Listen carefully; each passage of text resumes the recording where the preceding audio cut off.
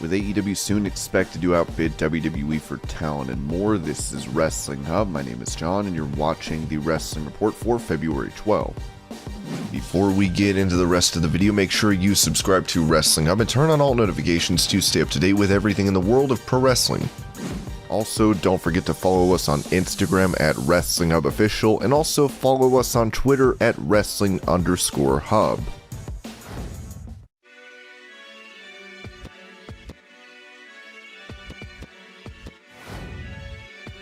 For the Jake Asman show, Drew McIntyre talked about his time as WWE champion during the pandemic, where he mentioned that fans thanked him for carrying the company. These days, now that we can walk down the street, it's pretty cool. It's mostly thank you for the period when obviously the world had shut down and every sport and entertainment company had went down. And WWE gave the world an escape with some original content, and I was WWE champion at the time. I was kind of the face of WWE during that time, and it's amazing. Sometimes they'll do these virtual Q&As for sometimes in person now where people can ask any question they want, and usually they took the time to thank myself and WWE and WWE superstars for that time period and giving them that escape. So that's really cool. In that same interview, McIntyre talked about his thoughts before going into a bar fight like encounter with Brock Lesnar at the Empty Performance Center prior to their WrestleMania 36 bout. For me, it really felt like I was in a bar fight with Lesnar, an empty bar with a ring in it, kind of similar to a street fight, if you will. If you could have read my mind, I remember thinking, don't try any funny business, Brock, or I'll drop you where you stand. And I actually believe that, honest to God, which is insane to think, but that's how I felt in that moment. Now, McIntyre is set to face Madcap Moss in a Falls Count Anywhere match at Elimination Chamber next week.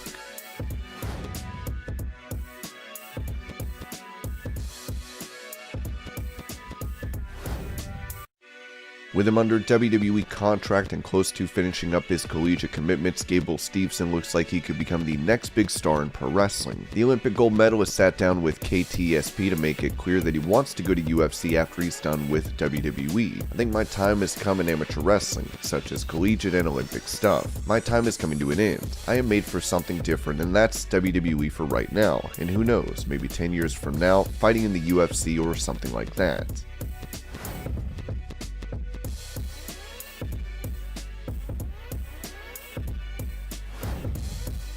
Given their laid-back attitudes and love for cannabis, Matt Riddle has been compared to the likes of Rob Van Dam. Speaking about this to Sportskeeda, RVD said he understood why people saw similarities between them. I like Matt, he's a good guy, and I can see the influence and why people would say that. The style that I used to do was fought against by The Office a lot, and now people flip over the top rope to the floor so much that it's not really as exciting. I think it's harder to stand out nowadays, especially when you're trying to stand out with your moves. Matt has his own unique style of MMA that he brings. I used to wrestle barefoot when I started out too also. But yeah, he's definitely a character that everyone is going to remember. With RVD previously stating he's open to working with Riddle, we'll have to see if that day ever comes.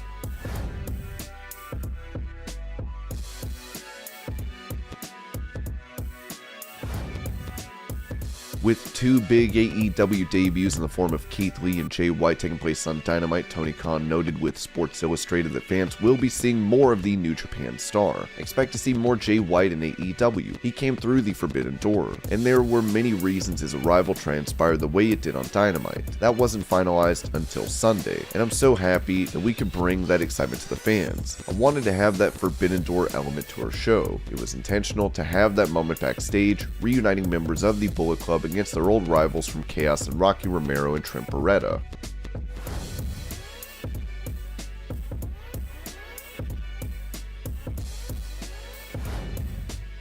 While he's been signed to WWE since 2013, Chad Gable has never had a proper WrestleMania match on the main show, as he talked about this on After the Bell. As it is with any superstar in WWE, your goal is to have that moment at WrestleMania, to get your match, and I've never come close to that. Not only have I not come close, there's been years where I haven't even been on, and that was last year, and that was the year before. I still treat it like I would a big amateur wrestling tournament, like WrestleMania is our big one. I get myself ready, I'll get in better shape, I'll mentally prepare better because it's our big event.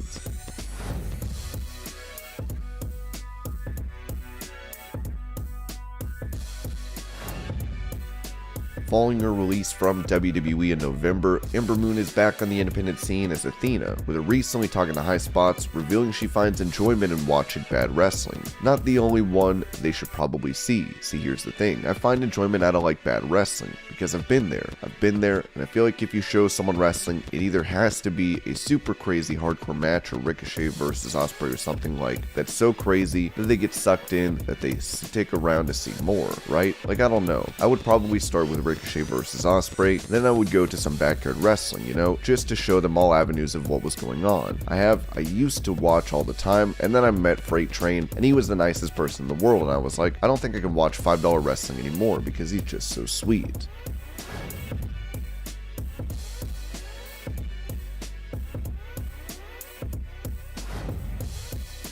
With previous reports of WWE looking into a world title match between Randy Orton and Matt Riddle, former WWE referee Mike Chioda noted on his podcast that he'd like to see Randy have another run as champion. I heard some rumors they were going to push Randy Orton and put him over on the Rumble, and somehow that changed. Of course, it did change. At one point, I don't know, but I'd like to see Randy get a push. He deserves it to get back at that WWE title. The guy's phenomenal, a hell of a worker, and has done a ton of matches. I don't know why. I'd like to see Randy get that extra push. He's been with Riddle, trying to build up Riddle, but I don't know. They probably thought Riddle wasn't ready yet. To put Randy in that spotlight, I would have loved that match because you just saw Brock Lesnar and Roman Reigns.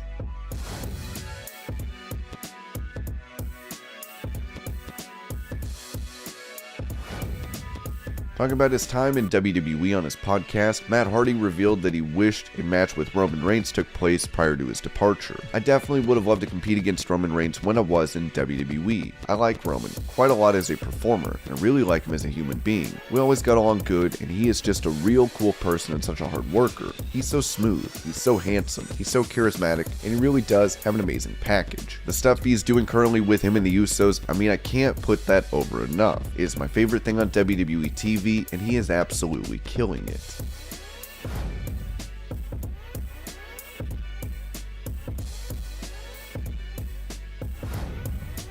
Matt Hardy would also continue teasing his brother Jeff's arrival to AEW, with him noting that Jeff's no-compete clause runs until March 9th, so as of March 10th, he will be free to do whatever, and then he can negotiate with somebody or work for another big company that is television, whatever it may be. Do I think Jeff Hardy could end up coming to AEW and teaming with Matt Hardy again? As they say in the wrestling business, never say never. Anything's possible. We're definitely going to be working together, and we'll see if the planets align and get the opportunity to become the greatest team in all of space and time once more.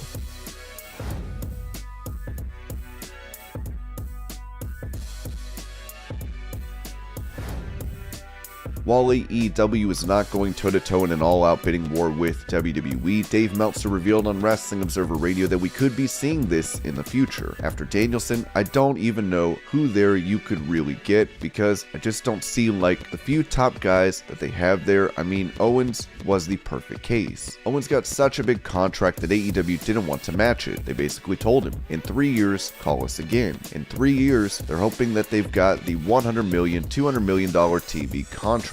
Then they can offer you a $3 million a year type of thing and compete for those guys. Right now, when WWE throws it for a guy like Owens, you know, in most cases, if they have a family, they're going to stay. Danielson is a very unique person. It's not so motivated by money, more motivated by, you know, fun, I think is his motivating thing, and also the ability to work New Japan. So his situation is completely different. Adam Cole and Kyle O'Reilly, those are guys who weren't making big WWE money, so their situation's different. Roman Reigns is never going to move. Brock Lesnar's never going to move. They may make some cuts of people that are really good that can help AEW, like Keith Lee, and CM Punk was a unique situation and he helped them a lot. All those new guys, all at once, all helped. In 6 months, if they stay even and WWE continues to drop, they're going to win every week.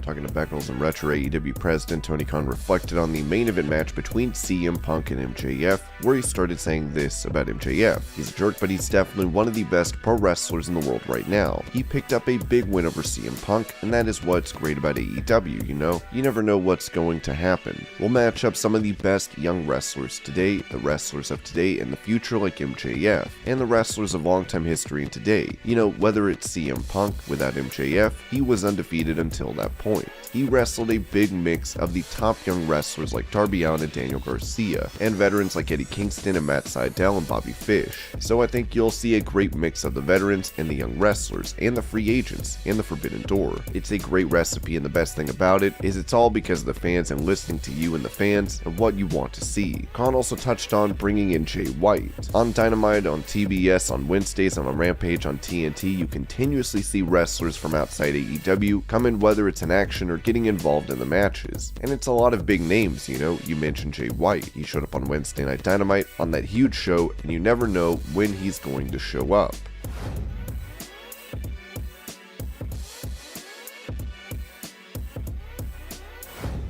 On the Wrestling for the Faith podcast, former WWE star Jaxson Ryker talked about his tweet supportive of Donald Trump that led to his faction, the Forgotten Sons, being pulled from television. He said, "You know, I wasn't one of those who was trying to bash anybody else. I was simply putting out my support for a president that I thought was doing a good job for this country. Gas prices were down, unemployment was down, jobs were up. So much going on that the economy was flourishing. You can do the studies and look at it. And that was just my tweet to basically show my support, which the funny thing is prior to that, Lord, even I was looking through some history of things. I would tweet or Instagram certain things about Donald Trump, but for some reason that day, and I believe you touched on it before we started some things that were going on in America at the time, I tweeted my support for him before. So to me, there was nothing wrong with that tweet. There was no racial undertone. There were no jabs. There was nothing but me saying God bless America and thankful for the president that we had at the time. And like I said, I served 4 years in the Marine Corps from 02 to 06. Does that give me a right to be an idiot on social media and go out and say stupid stuff? Absolutely not. But does it give me a right to support a president that I voted for? I do believe it was. And look,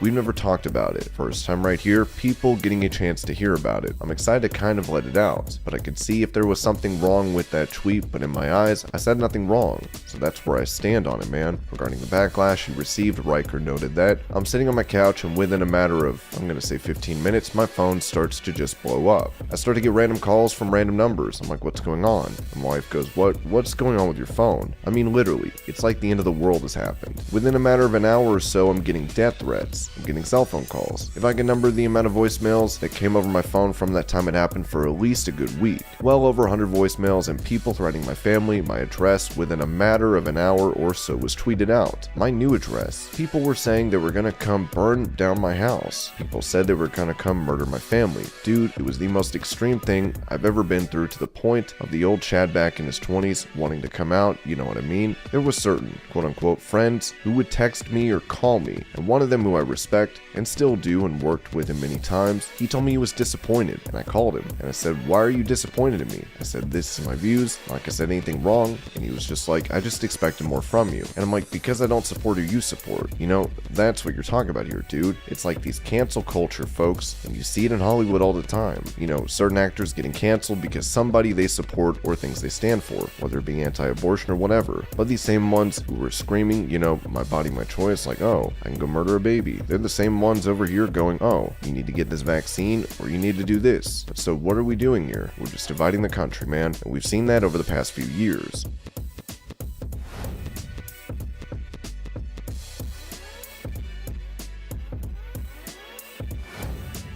Former WWE star Toni Storm is one of the hottest free agents in wrestling today. With many wondering what her next move will be, she took to Instagram to ask fans if she should start an OnlyFans account, not to be confused with OnlyFans. Of course, many of her fans would be confused by this, as they're now starting to get the joke.